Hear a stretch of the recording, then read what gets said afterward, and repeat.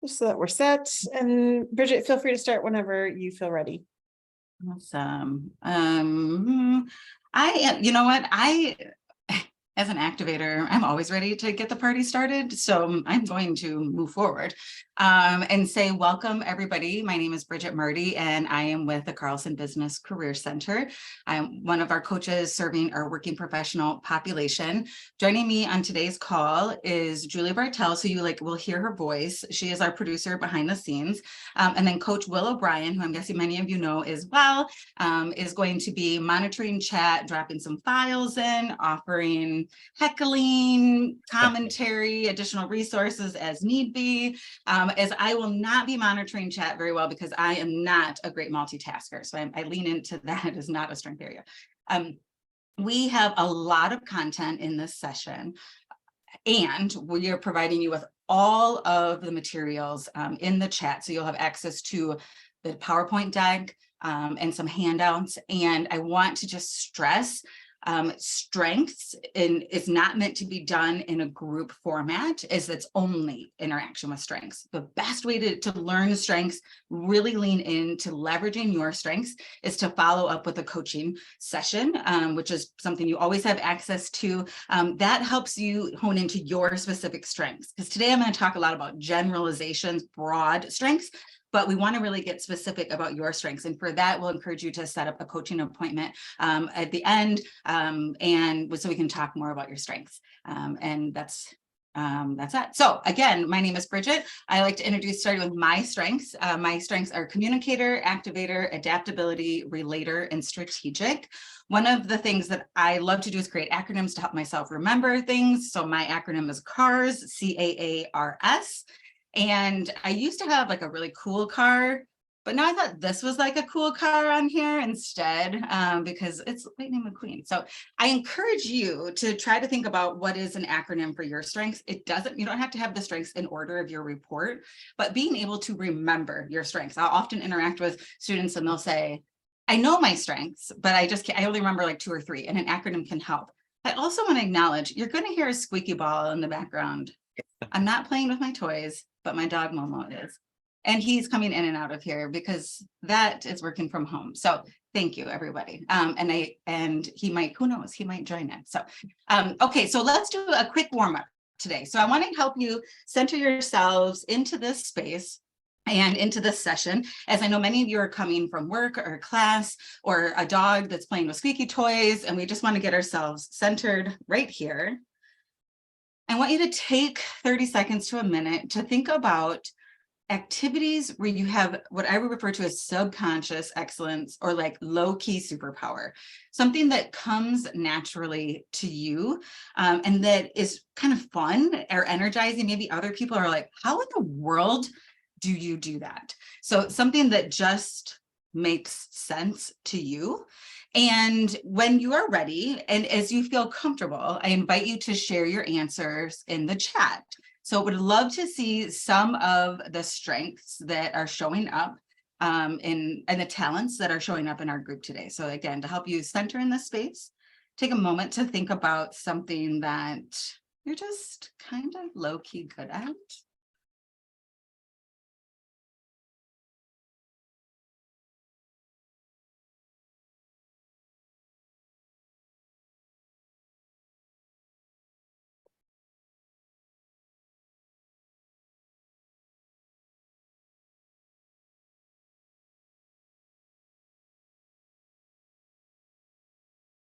Tara, meeting new people. Thank you. Thank you for being the brave first person. And Will, sharing random facts. That's true. I would second that. I love that.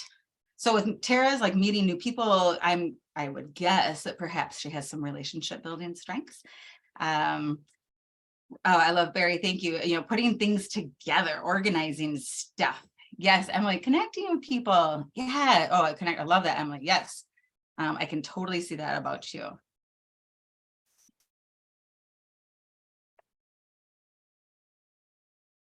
Let's get a few more things that just come naturally to you. Stuff that others may be like, did you, sure.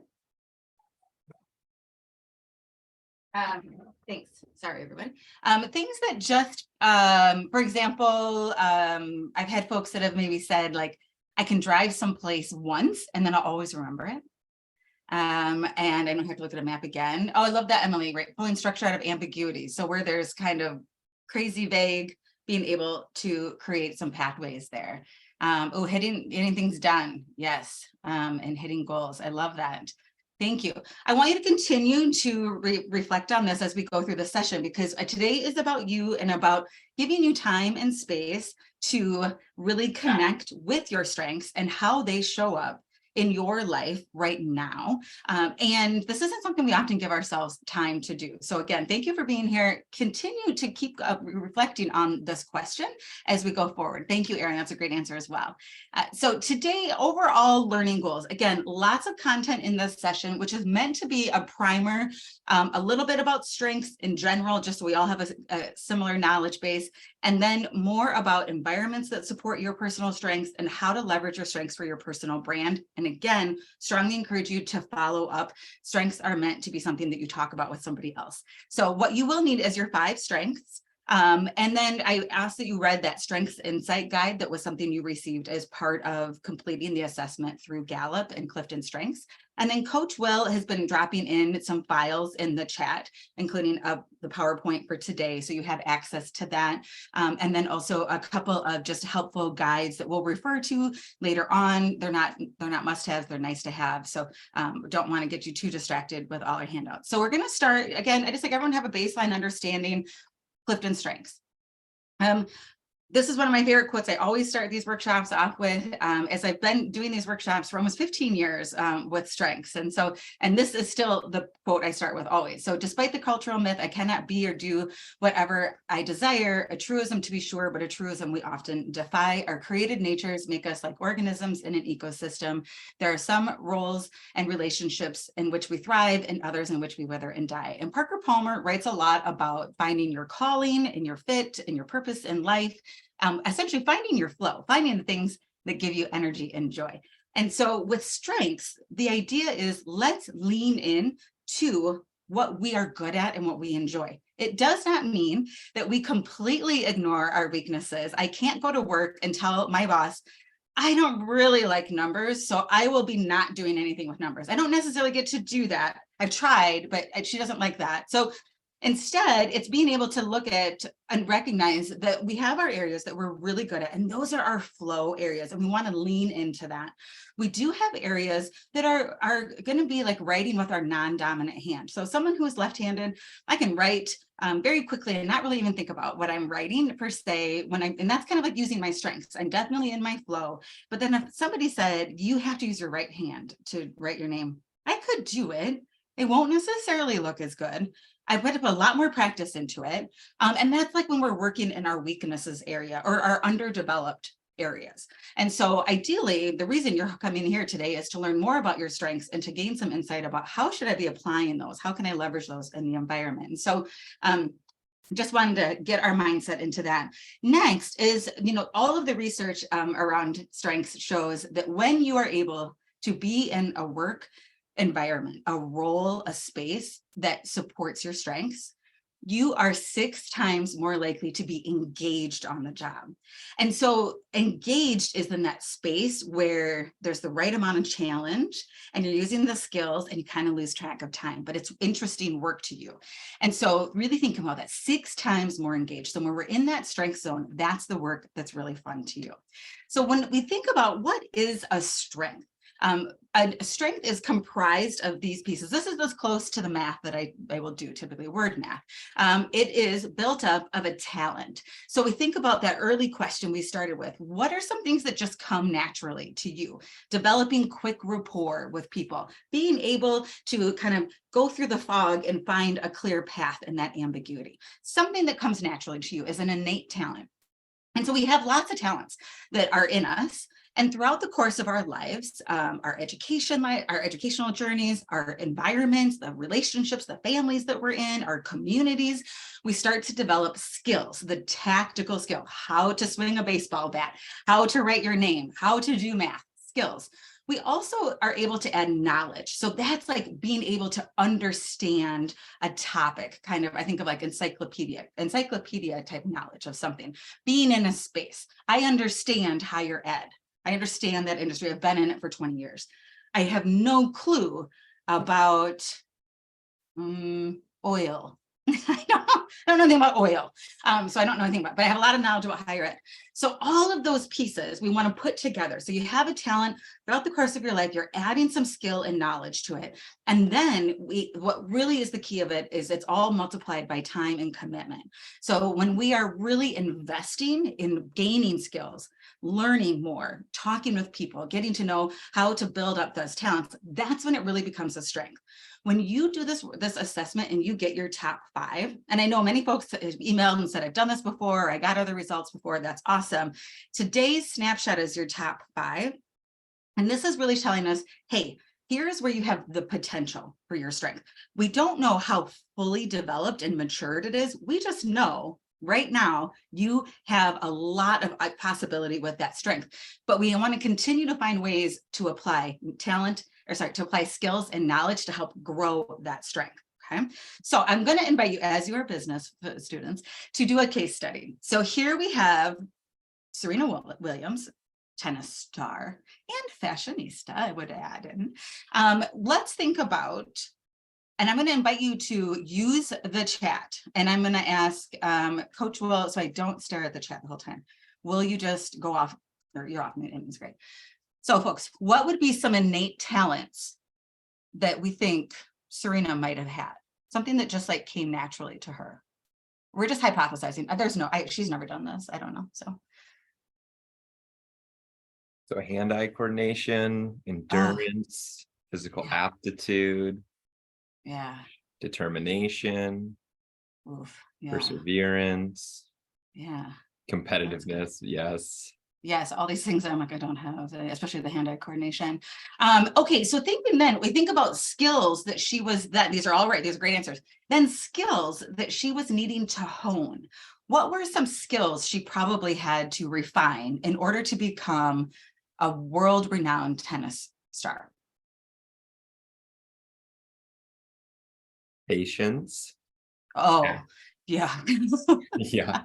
Accuracy. That's a good one. Oh, yes. Oh, good point. Accuracy. Endurance. Oh, yeah, gosh. Ooh, I'm now understanding why I'm not in. I was thinking like similar to patience, anger management, as I think about the time she got really frustrated on the court. Yes, that's more me. That's more my style. Fight with her weakness. Yes, needs to know. So then we think about knowledge. Was she spending all of her time on a golf course? No. Was she spending her time in, she was spending her time on the court, right? She was around other people who were doing their best. She likely built a kind of her personal board of advisors of folks that were star athletes as well, right? That's helping her build knowledge and understanding the game. And then time. If we think about, I don't know how old she is now, but I'm going to say when she was 20, about how many hours a week would we guess she spent in practice and or workouts? I think that's part of it. You have to work out too. You can tell I'm not enough. Like, how many hours? What are we thinking? What are some of the numbers? How many hours a week? 30 to 50 is what I'm seeing so far. Oh, goodness gracious. Yeah, Serena and I have the same birth year, 1981. So okay. Thanks. Remember when Coach Will said he's good at coming up with interesting random facts? Like they're his same year as Serena. So I love this. Okay, so time, right? She wasn't a casual half-hour a week player or once a month kind of player, actually investing that time, right? So being able to put that time is where we get to build that strength, right? So I do this not to be elementary about it, but to help remind you, part of the strengths process is reflection, looking at your 5 strengths and being able to unpack those and think about, where have I applied skill and knowledge to these strengths? If one of my strengths is communicator, I talk a lot and I've had a lot of practice talking. I have a lot of practice doing workshops. I voluntarily took speech in college twice because I really liked it. And so I gave myself lots of opportunities to continue to build skill and knowledge. That's the piece about strengths that helps us mature that. And it's not to say that I'm the best at my communication strength. I always have room for improvement, as Coach Will reminds me. Just kidding. Okay, so we're going to use our annotate function. I know by now many of you are pretty skilled at the Zoomosphere, but as a reminder, you'll go to your, I don't know, the thing, I don't know, the menu bar thing, right? And you click on options and then annotate, and then you're going to use a stamper. So we're going to continue to just connect to the strengths concept about things that we gravitate towards. So I want you to use your stamper function. At the start of a meeting, are you thinking, hey, I totally want to chat and catch up with other people, as in the graphic of the 4 people chatting? Or are you more of the other side of the screen where you're like, let's work, stop the chit chat, let's get to it? I'd love to have you use your stamper and mark where you are, which side of the spectrum. And if you're more in the middle, you do you, and share as you feel comfortable. So I love it. So we have some folks in the middle here. We have some folks that are more like, let's work. And like Tara and I think are the only people on the like, let's talk side. Tara, let's hang out. Everybody else can leave. Yeah, that is fair. Okay, so I see a lot of folks kind of middle and off to the right. Now, what I tend to know, having done this activity a few times, the folks in the middle are like, it depends. It depends. Like, do we have to hurry up and get some stuff done? Can we like get our work done and then talk afterwards? They're usually a little bit in the middle. And then the folks that are working are like, enough already, Bridget. Can you get forward with the content? I'm already done hearing you talk. I want to just get to the content. And then Tara and I think are on the other side where we're like, let's just connect with everybody first and build some rapport. Is that right, Tara? Can you give me a nonverbal nod or shake? A thumbs up. Totally. Great. Okay. Again, we're thinking about strengths as something that is built on an innate talent or a way you naturally think, your default, where you tend to go towards and what makes you happy. Tara and I think there was somebody else over there, we are going to be maybe more productive, more engaged in a meeting if we get a chance to have some rapport. And the folks on the other side, as Julie and probably Will might be over there, are like, I want a chance to like get some things done. And if I feel like we can check those boxes stuff, I feel really good about that. Emily is like way over there. She's like, I want to work. And then I'm going to get the best of you. That's one of the things I love about strengths is it helps us understand how I'm going to get the best of you. And it's like, that's where I want to be. I want to get working. And then the folks in the middle, right? And then next one, oh, sorry. So we'll need to clear the annotate. Oh, you guys are so on it. Okay. Now, we're going to start a project. I'm going to say I have an assignment for you all. And you're like, no. You have 2 weeks to, I don't know, like write a research paper, like 4 pages long. And so 2 weeks, 4 pages. Are you likely to start on that today? So you're like, yeah, kind of today, first 48 hours. Or are you more likely to get rocking on it closer to the deadline? Or are you somewhere in the middle?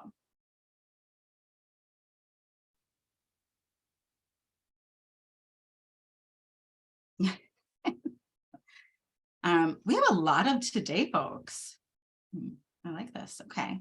And I love this. Okay. So again, we think about how I work best, when I am at my best. And if I know I am going to be at my best, if I have space to start working on it today, good. And if I know I'm going to have my clearest thinking closer to the deadline, when did I finish this PowerPoint deck? Oh, a long time ago, Bridget. Lies. When? Was it yesterday?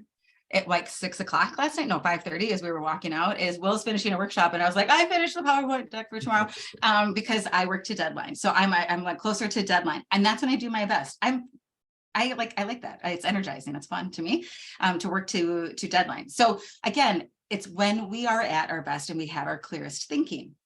Now, what if we have a partner project and I have somebody from the today side who wants to get started on it right away and somebody from the deadline side, and they are now become partners on this project? What could happen? Will there be joy? I don't think so. No. Okay, that's fair. We don't think so. Yeah, there could be a little bit of frustration, because we have folks that are innately have their different defaults, right? One is wanting to get started today because they feel good. They want to get those things checked off their list. You never know what's going to come up between now and the deadline. You have the folks that are the deadline. They're like, my brain isn't there. I'm focused on other things right now. And so what happens is we often don't communicate with each other and say, here's when I'm going to do my best. And we also don't trust each other because maybe we haven't had a chance to build trust with each other. So I don't necessarily trust that my partner is going to be able to show up in the way that I need them to show up. This is essentially the root of group work. Or yeah, the challenges we hear with group work often. We don't have a strong sense of trust, and we aren't always able to articulate how we work at our best. So I invite you to think about this as a means of getting into that I am at my best mindset, right? Thinking about the environments when you're at your best. Is life always about catering to you and when you are at your best? No, I wish it was, but it is not. However, when we start to think about your career and how we can align your roles and environments so that they serve you best, we have to have that center in our brains. We have to know how you do your best so we can advocate for you. Okay, we'll move forward and we'll clear out the annotate. Thank you, everybody. As a reminder, the research, 34 different strengths. This assessment tells you 5, but you live 10 over the course of your life. I use the analogy of a tool belt. We all have a tool belt we're carrying. We have 10 different tools that are all helpful things for us. They are good. They're our strengths. When you did the assessment, it showed you 5. It's the 5 tools that you're using right now. So if we think of it from a home project, you're working on a project outside in the yard, you're using different tools than if you're in the kitchen working on a plumbing project. I say that as if I have any knowledge of either of those types of things. But so if folks who have done this assessment before and they're like, oh my gosh, my strengths changed. I did this before, I had totally different results. Yes and no. Yes, it showed you a different 5 or a couple of different 3 or something. However, it's just more giving you a sense of your top 10 that are on that tool belt that you're using throughout your life. I have done my assessment twice throughout my entire professional career. I did it many moons ago when I was younger. And then I did it last year after kind of coming through the pandemic, and mine did shift. 2 different ones kind of shifted up, which I was not surprised. I knew they were in my top 10 anyways. The reason that Clifton and Gallup tell you your top 5 mainly is because people can't remember more than 5. So they just start with the 5 that you can remember, okay? And the research does show 90% of your success sits in that top 10. When we're getting to do the work and be in the environments that support our strengths, we are much more successful in life, okay? So the other piece of strengths that I really, really want to make sure you take away from today is that our strengths all show up in different ways in terms of how we lead. We know leadership is not just the person in front of the room. It's not just the person writing the book or sharing, or that's not like the sage on the stage kind of lecture concept. Leadership shows up in a lot of different ways. And so our strengths have 4 different leadership domains or categories they fall into. There's our executing strengths. These are the ones that help us get stuff done. Our influencing strengths, which are ones that are spreading the good word. I think of them like literally like influencers. We have our relationship building strengths. These are the rapport building strengths where we're building those bonds, we're connecting with other people, and that's a way we're showing up as leaders.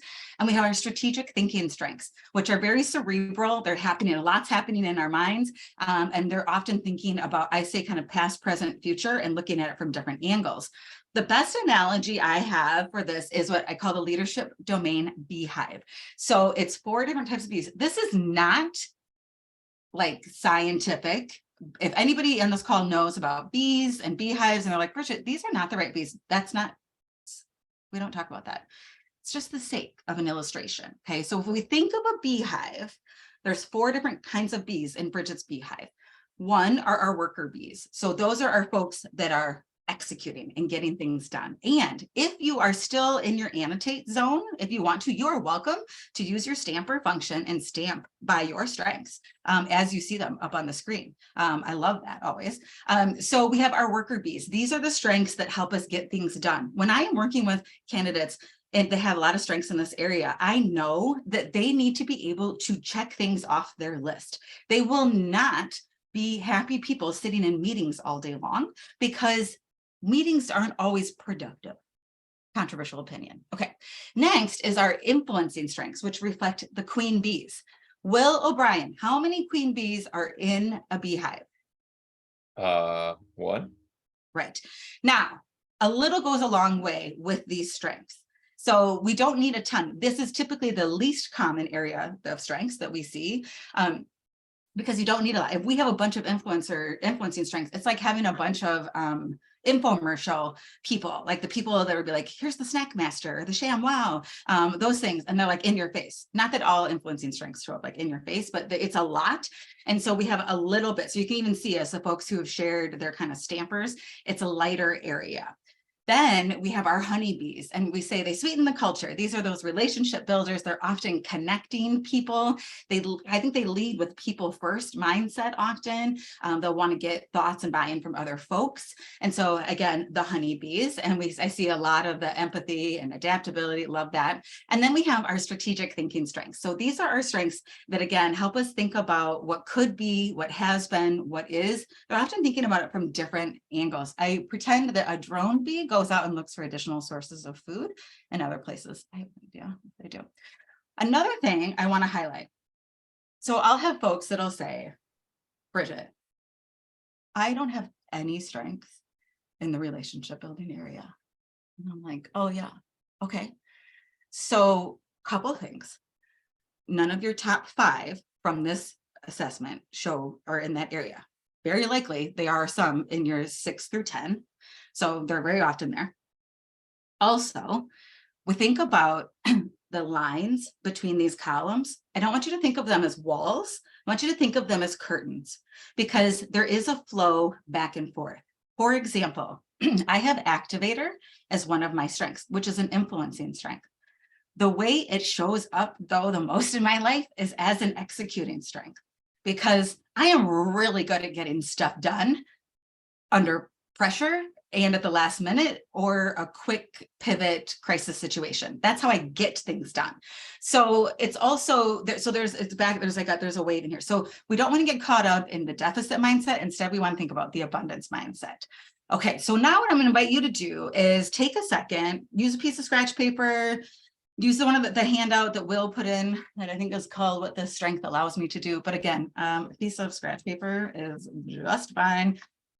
Take one of your strengths and write down a few keywords to describe it, right? What are a couple of those keywords? Just one strength, maybe it's your favorite strength. You're like, okay, this is kind of my fave. And then think about, like, what does that strength need? What does it need in order to feel healthy and lived, right? Because again, we're aiming to get to that 6 times more engaged in our work environment. Well, I will stop talking for just a second.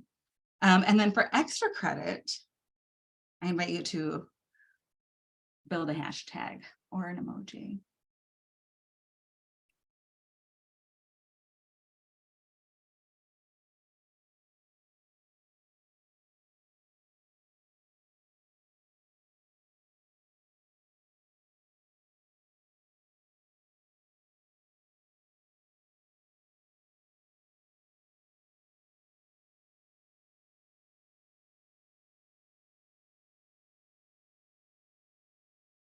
I love it. He's hashtag arranger. What is AIAI? I don't know what that is.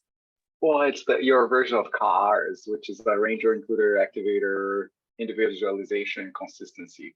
I love it. That's your acronym. It's like AIAI. See, arranger. I think let's think of I want to think of another hashtag for arranger, like an organizer.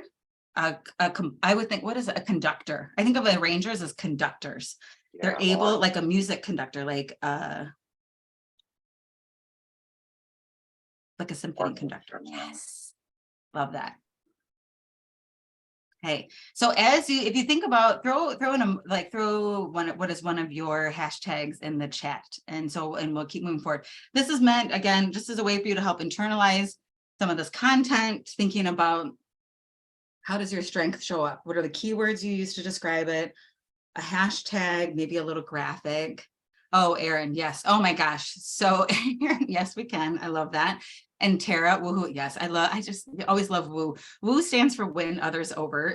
Woo is actually an acronym. But anytime I'm in a space with woo, and I know we have like 3 people with woo here, they'll always go woo, because they literally, that's them. They're my Walmart greeters. I want them at the front of my event at the door saying hello to people.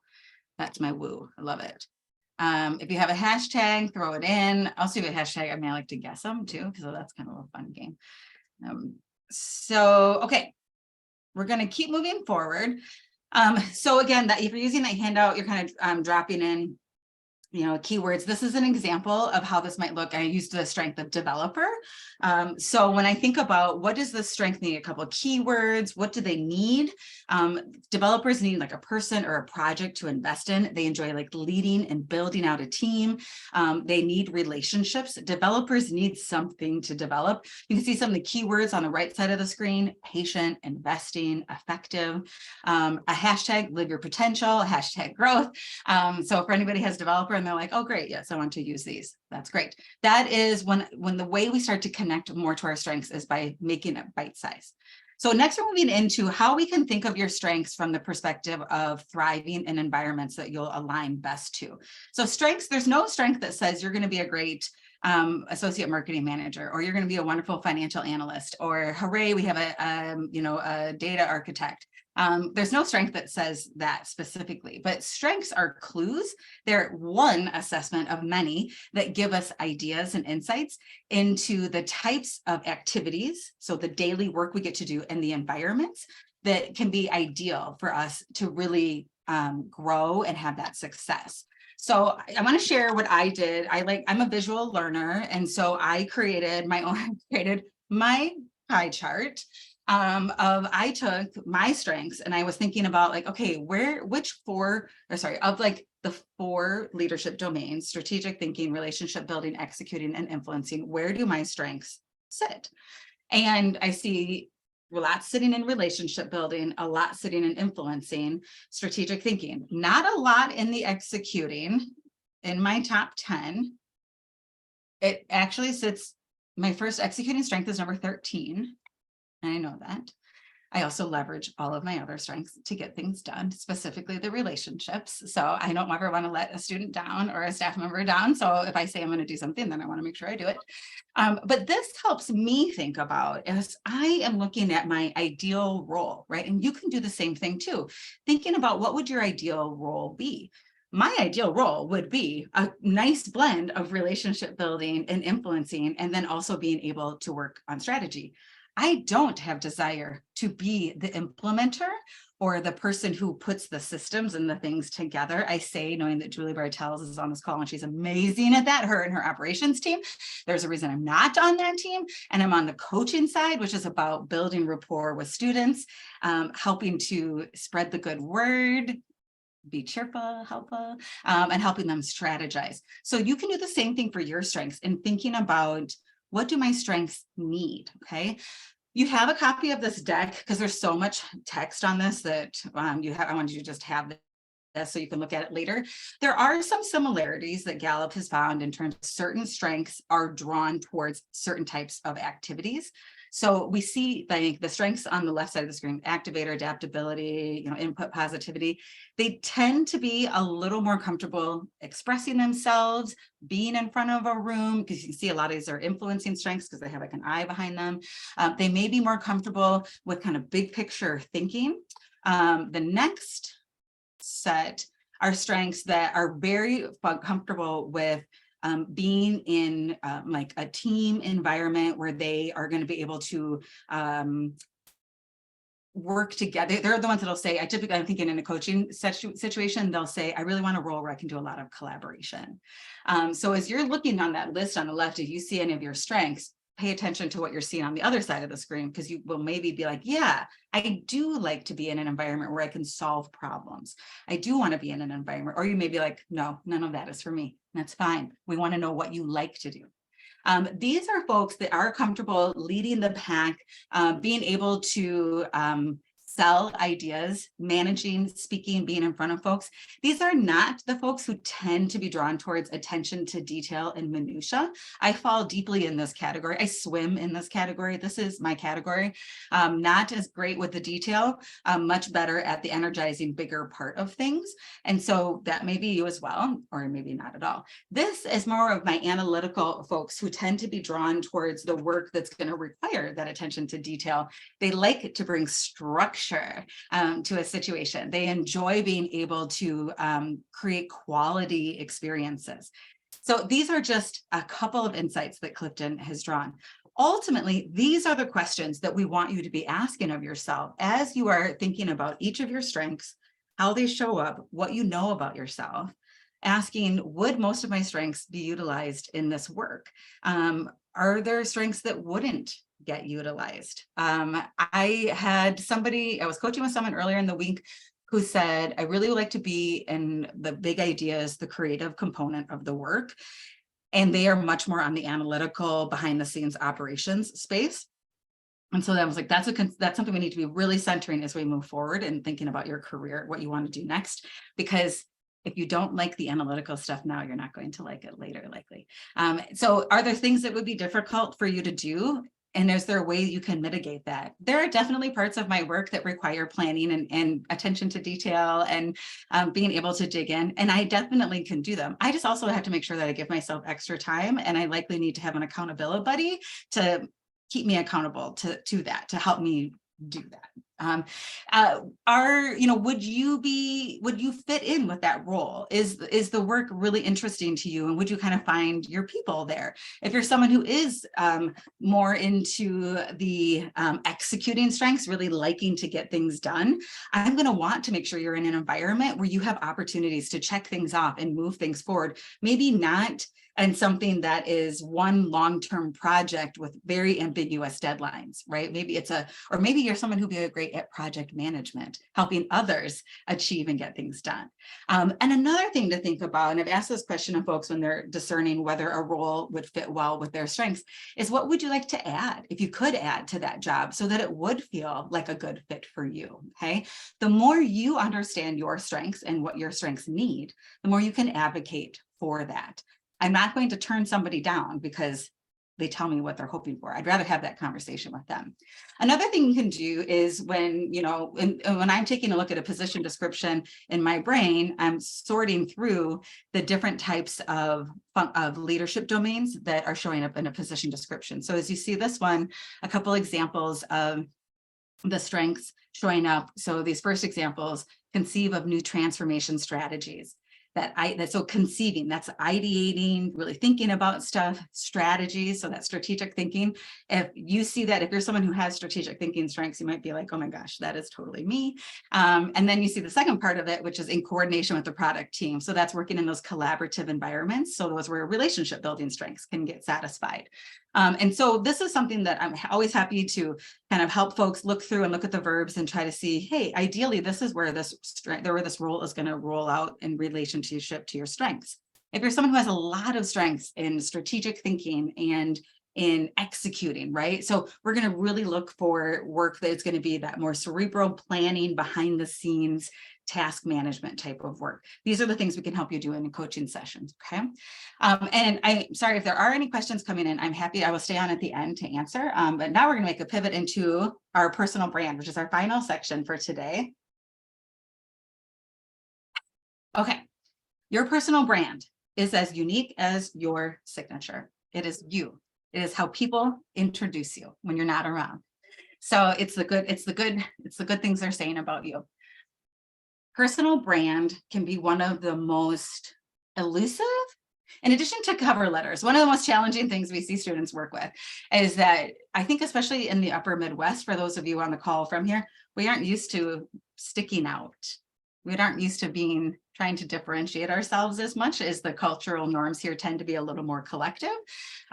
But when you are one of 20 candidates for a job, we want to make sure that you do stand out and that people do remember you. And a personal brand always starts with self-awareness, which is what we've been doing today throughout this session. And so really one of the key aspects of a personal brand is your strengths and skills. And so I want to show some ways that we can apply what you're learning about your strengths and apply that to personal brand assets. Okay, so as you are going through your this workshop today, and you're maybe jotting down some words about your own personal strengths, as you are thinking about the insights report that you read, those are ways you can be gathering some data. Coach Will is our best researcher on our team, so he can tell you all about ways to gather data and learn more. He's a great researcher. I'm a fan of YouTube as a source of, again, visual learner. YouTube, podcasts like Spotify, CliftonStrengths at CliftonStrengths on YouTube, Instagram, Spotify, everywhere. They're everywhere. They have awesome videos. Instagram has really fun, just snippets of little insights about your strengths and how to stretch those strengths and how to grow those strengths. Also just that process of personal reflection. Don't take just the resources that we put in the chat and that we shared in advance of this session. There's a lot of other things out there. And as you start thinking about your strengths, you'll start to kind of notice them around you. And I say, just make your own vocabulary list of your keywords that reflect. We have to have a good vocabulary list when we're building out your strengths. So when we think of, for example, woo as a strength, Tara. Okay, Tara, you're my woo. Would you look at those 4 keywords as things that you would perhaps use as some of your vocabulary list words to describe woo? Yeah, I think they're consistent. Okay. And Tara is my name, by the way. Oh my goodness. Thank you so much, because your name Yeah. is the most important thing I'm going to say all day. So I want to make sure I say it. Tara, I love it. Thank you, Tara. I love it. So woo tends to be quickly able to influence, connect people. Oh, have you met this person? Have you met that person? They can be kind of a catalyst to like, let's go do something. And often very affirming. And years ago, one of the first students that I worked with who had woo she was one of the best nonverbal communicators I've ever encountered, because she would nod and then you'd say no, much like I am. My face says a lot of things. She was just you always knew where she was. That woo came out really clearly as a way to develop empathy and rapport with people. So for your strengths, we want to build that keyword, your vocabulary list and your keywords. The worksheet that was shared with you, what I can do with this strength, has a column for each of your strengths around what keywords or descriptors. We always need to start with that. I can't build the list for you. You are the ones who live it. When then we think about how are we going to apply these brand applications. So if I have 10 cover letters that I'm reading for candidates, I am going to assume most people will write in their cover letter about how their skills, their experiences align to the work. What's going to help set somebody apart is if I get a sense of their strengths when they thrive, what is something that is a little more dynamic about them. And so one of the ways we can do this is through infusing strengths into cover letters, having a star story, which are our interview stories, example stories that we use to help tell your interviewer and demonstrate your skills in an interview setting.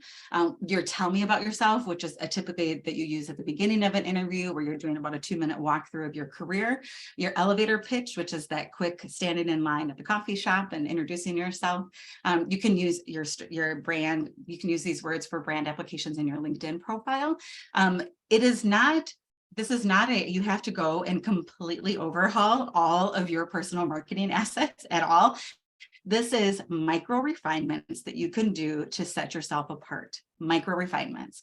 So little things you can do, but it has to start with you knowing how you live those strengths and you being able to have a vocabulary list. So for example, this is one of our candidates who had a relator as their strength. So she was able to talk about it was actually an elevator company, I could say that. She was able to talk about how her strength of relator showed up. Relator is similar to woo in the way that like Tara's woo, and that woo is quick rapport. Relator tends to be like kind of longevity, deep relationships, very present. And they'll kind of be more vulnerable time because they're spending a lot of time together. And so with this person, they were able to highlight as part of their, one of my highlights while working at this company was that I was able to help the organization move through a challenging implementation by leveraging the strong relationships I had built across the organization.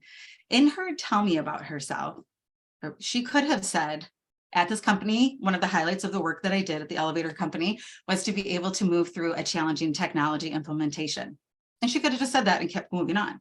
But infusing, I did it. How did I do it? By leveraging strong relationships. That gives me a little different insight about her as, oh, good.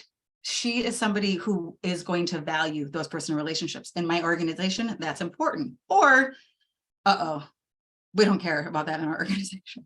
But if they didn't care about that in their organization, that's not the right organization for her. So thinking about little things you can do to help others understand more about you. This is an example of how we took some brand words, some keywords, some vocab words, and put them into it and how they show up in a LinkedIn example. And so a LinkedIn about summary, so kind of the summary of the person. This person, as an innovator, ideation, that's an ideation word. I love to find ways to develop people. Developer. I like to collaborate. That's part of the communication and developer. Creative problem solving, that's strategic and ideation. Work with others, that team building. No one has done before.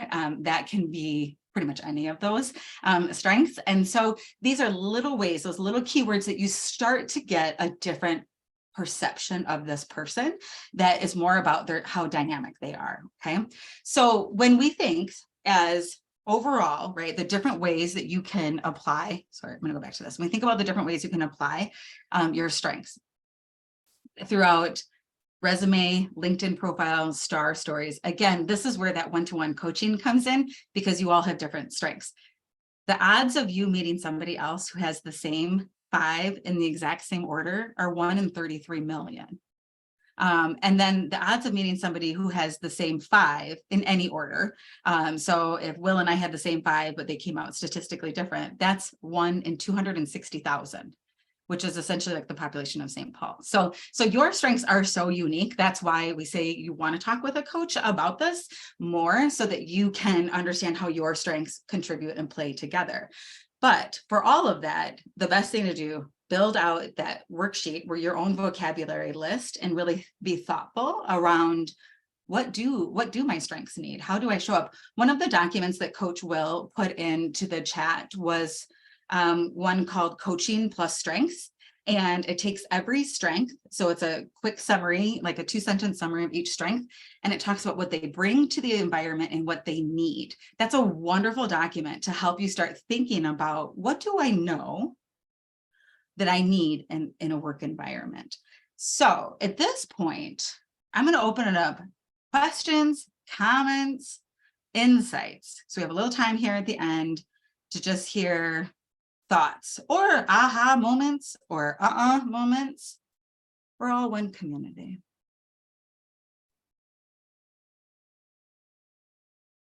So Bridget, are you gonna make this video available? I just wanna, if I need to, or no. Yes, the video will be available on the GVCC website, which you've seen the Z link on the bottom of every slide on our recordings page. Okay, thanks. Of course. Hi, Bridget, this is Mega. Thanks for sharing. This is really very informative and helpful. You mentioned that this is an ongoing process and there's someone we can work with. How does that work to help Absolutely build that brand and stuff?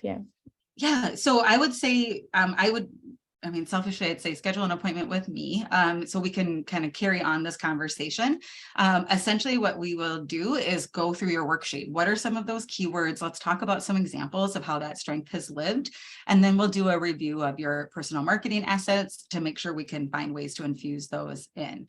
Again, it's a it's something that has to be done kind of one-to-one is the best way to do it. So I would just go into Handshake and schedule a coaching appointment with myself. The other coaches have familiarity with strengths and can always kind of assist you as you're talking through it. I'm by far the strengths nerd on the team though, so it's okay to come to me. Thank you so much. Will do. You bet.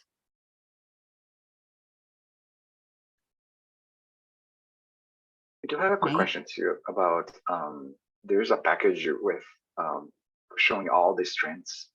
Do you think it's worth taking that or no? No, No. I want you Okay. to save your money, man. I want you to save your money. Of course. Yes. Here's why.